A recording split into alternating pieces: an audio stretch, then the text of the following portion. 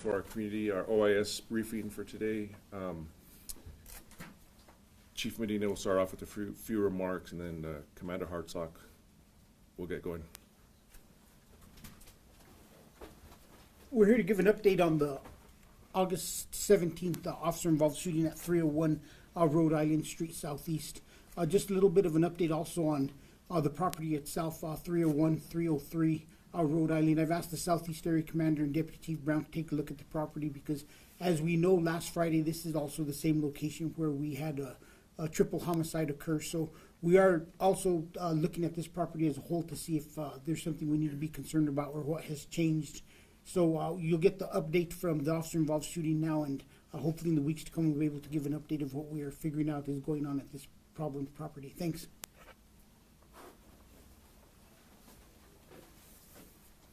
My name is Commander Kyle Hartsock in the Investigations Bureau. I'm going to take you through some of the details of our August 17th, 2023 officer-involved shooting at 301 Rhode Island Street Southeast. This critical incident community briefing will provide information about a male who armed himself during an encounter with our officers, resulting in an officer-involved shooting. You're about to see relevant video footage and photos and learn about other evidence and police procedures related to the case so you can have a better understanding of what occurred based on what we know right now. The police department conducts very thorough criminal and use of force investigations, which typically require investigators to interview multiple witnesses, review hours of video footage, and analyze a significant amount of forensic evidence. We're still at the early stages of this investigation, which can often take several months to complete. Our understanding of the incident may change as this additional evidence is collected, analyzed, and reviewed. We also do not draw any conclusions about whether the officers acted consistently with our policies and the law until all the facts are known and the investigation is complete. A word of caution. The images and video may be disturbing. When police officers use force to arrest a subject or defend against an attack, it can be graphic and difficult to watch. In addition, there may be strong language by those shown in the video. One officer discharged their weapon during this incident. It was Officer Garrett Howington, who's been with the Albuquerque Police Department since August of 2019. He has no prior officer-involved shootings. He was assigned to the Southeast Area Command during this incident, and he is not fully back to duty yet. The person shot by officers is Pablo Abreu Pena. Pablo is 34 years old, and at the time of this incident had one felony warrant for his arrest. This incident occurred in the Southeast Area Command. Again, it occurred at 301 Rhode Island Street Southeast. While on proactive patrol, Officer Howington observed a male, later identified as Pablo Abreu Pena, spray painting the wheels of a car brand that has a history of being stolen. Another officer arrived to back up Officer Howington. As they talked with the male for approximately 9 minutes, they suspected he was not giving his real name to officers and that the car could be stolen. With little warning, the male stood up and ran away from officers. Both officers gave chase, and the male eventually ran a circle around an apartment building and went back to the same car he was spray painting. Officers observed him reach under the front tire and grab a gun and begin to run again. One officer ran behind him as Officer Howington ran to the opposite side of the building, expecting the suspect to repeat his pattern of running around the building. Officer Howington observed the male come around the corner and told us in his statement he saw him armed with a gun and that he saw a muzzle flash, which is produced when the gun fires by creating a bright light near the tip of the gun. That is where the officer-involved shooting occurred. Here's the OBRD from the backup officer who did not fire during this incident. Your name. Your name? Jefe. Jefe. ¿Que mi límite se lleva tomando agua? No, not yet. ¿Cómo? No. ¿Cómo así que no, jefe? Está enfermo, jefe. Hold on. Jefe. No. ¿Está por qué? Sit down. ¿Quiere hecho nada? No, agua. Sit down. Agua.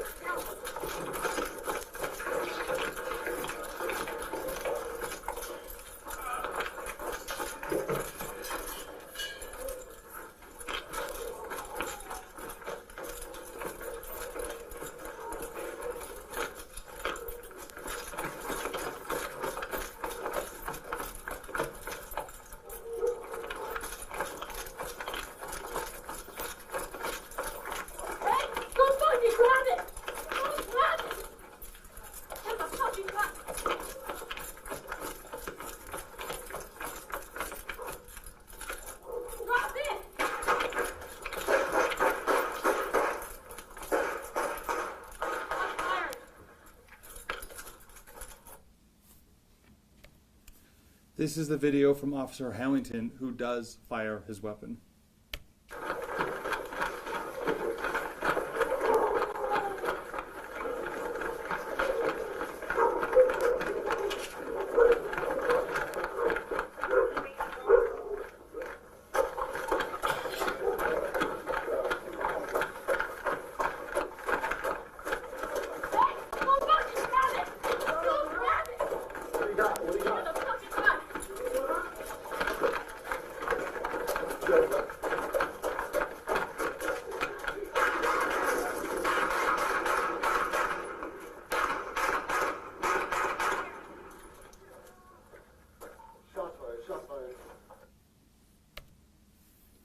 This is a still shot from the backup officer's video you just saw. The red circle is where investigation believes the gun was being hidden during this encounter with Mr. Pena. As we zoom in on that same photo, you can get a more clear image of where the pistol was hidden behind the tire on the ground. This is a daytime photo of that same car that officers encountered early in the morning that day of the shooting. This is where Officer Hamilton was positioned as he discharged his weapon. A total of 15 casings were located on scene, 14 on this side of the fence and 1 casing ejected to the other side of that wooden fence you see in the photo. This is just a closer image of where the casings were located when Officer Hamilton fired. This image shows some of the impacts as he fired down that kind of alleyway next to the building, hitting the wall behind. This is the dirt lot just north of 301 Rhode Island. 301 Rhode Island can be seen in the background, that white building. During a search of this open field, a revolver was found that we believe to be the same revolver that Mr. Abreu Pena had during the shooting. We also just observed blood on top of the fence, and during the initial investigation, we believe that he was likely struck by gunfire and was bleeding as he escaped. This is a picture of the revolver that we recovered from that field. There were no casings in the cylinder, and at this time there's no knife-in leads for this firearm, but I'll let you know, usually with revolvers it's rare that we recover casings because they retain the casings as opposed to most firearms that eject them out and leave them. As we searched the neighborhood for Mr. Pena Abreu, we found blood on this fence of a residence very close to where the shooting occurred.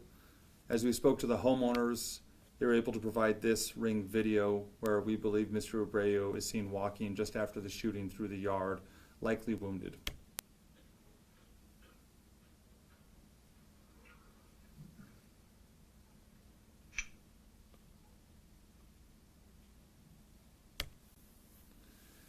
With the help of New Mexico State Police, soon after the shooting occurred, after Mr. Abreu was identified, we were able to determine that he was at a residence nearby, and other people were helping take care of his wounds at the time.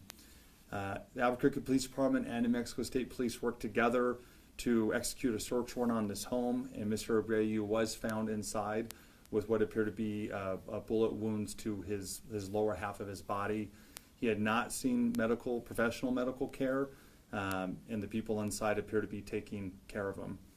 The other 2 people that were inside the house at the time police surrounded it were initially released. They didn't make any statements, but through the investigation, our department has now charged Tyler Rose Vargas and Valiente Nunez with harboring a felon, and they have felony warrants for their arrest at this time.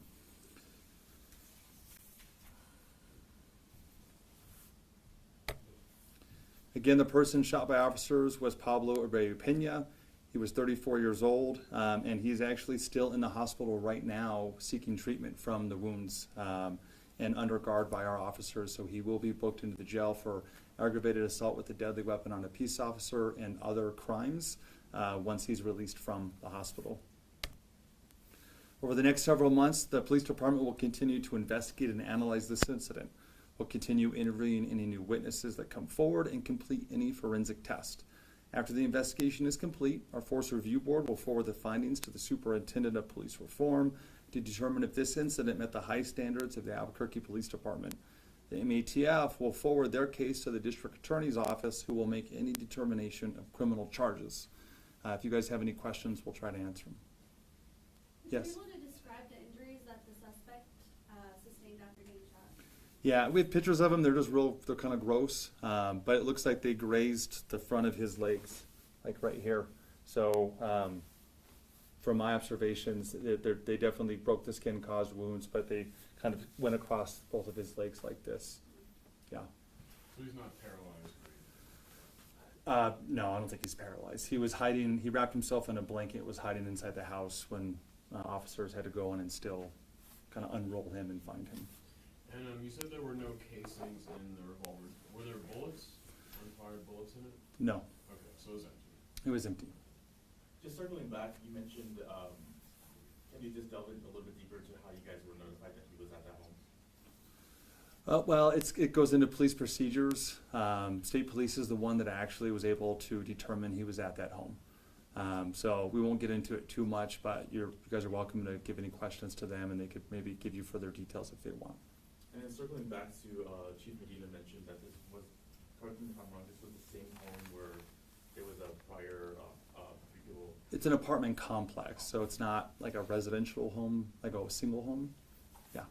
So Do we it know was if, Before the triple homicide. Was do we it know? the same apartments or just the complex itself? The complex, the property, has a parking lot, apartments. Yes, sir? Do we know if the other two people are friends, relatives, or something?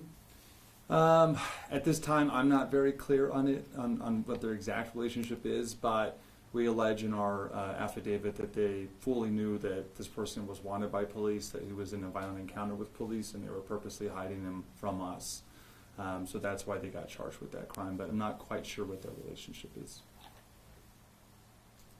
And then going back to the officer, you mentioned he's not fully back on duty yet. Would you care to elaborate a little bit more, the capacity he's back at work right now? Well, like a lot of our shootings, we give our officers the time and space they need to make sure that physically and psychologically they feel, they're ready to come back. So we're never going to rush an officer back to duty. We want to give them the support and resources that they feel they need or that our experts recommend they take.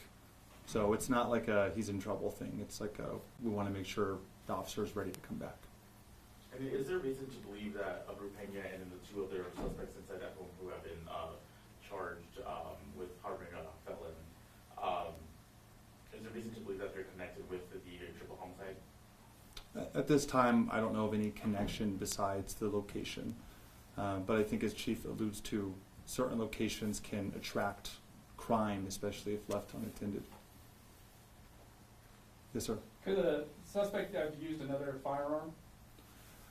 Absolutely. The suspect did escape the perimeter that morning. So while we found that gun, we're still waiting on more forensic tests to come back to more assuredly link him to it, like DNA, for example. And we just don't have those results back yet. So there could have been other firearms. That could be the only one. It's hard to say. Do you police believe he fired a gun? The officer told us in his interview that he believes he fired the gun. But, So- do you guys believe that now, that he fired a gun? Well, the investigation's not fully complete. So as of right now, we have one witness who's an officer saying that he saw the gun fire. That's the best information we have. Keep in mind, Mr. Abreu could have just jumped the fence. He came back for the gun. So, in my mind too, why do you need to come get that gun so bad, right? Most bad guys just keep running. He didn't. He very purposely came back to retrieve it. You mean from under the car? Yeah. Before he shot him? Yeah, he already kind of escaped the officers and could have jumped the fence or did something else. He decided he really wanted that gun. You mentioned the two people who were harboring Abu Pena. There was warrants issued for their arrest. Have they been arrested? Have those been served yet? No, they are not. They've not been arrested for those warrants. So we are looking for them. So if anyone knows where they are, they can call Crime Stoppers or their local police department and give information. If they call Crime Stoppers, they could receive a reward and remain anonymous. You mentioned that property may be a problem property now with these two violent incidents. Do you want to talk a little bit about APD's response to that and what you guys are kind of looking at? I know you mentioned maybe more proactively looking at the property. I'll let Chief Medina address those concerns. Thank you.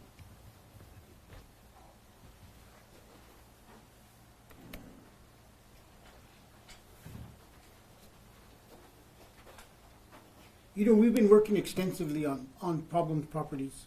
You know that we talked about this a while back, and one of the things we're doing is we do have a commander now who is more engaged and is a central point for our ADAPT program and looking to see how we can move the other properties beyond ADAPT. So we look at properties, and each area commander has been asked to produce a list of properties that where they have repeat calls for service and that officers identified as problematic. So what we'll do now is we'll look, and what I could already tell you is they have indicated that the amount of police presence or requests for police presence at this location increased over the past couple of months. So we're looking to see who has moved into the apartment complex that could have possibly created this new increase for the need of police presence. So there's several things that we'll be doing going forward and looking, and obviously some of the dynamics have changed because we did have this triple homicide, and I do believe one of the victims did reside there. And although they are a victim,